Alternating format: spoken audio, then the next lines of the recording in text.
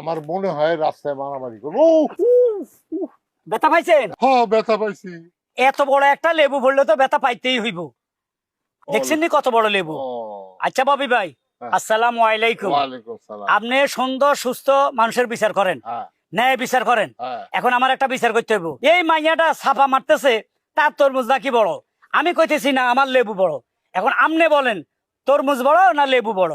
আচ্ছা ববি ভাই, আপনি কি ওনার চাপায় কান দিবেন? আপনি তো চোখ দিয়ে দেখতেছেন আমার তরমুজটা কত বড়।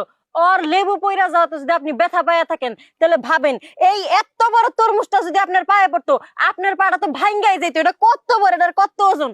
ওর চাপার ছোট আমি এলাকায় থাকতে পারতেছি না। বারবার করে আমার সাথে তর্ক করতেছে, ওর লেবু নাকি বড়, আমার তরমুজ নাকি ছোট। আমার কিন্তু এসব সহ্য হইতাছে না।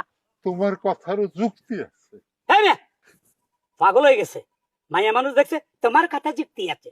এটা বলেন যে লেবু বড় তরমুজ ছোট।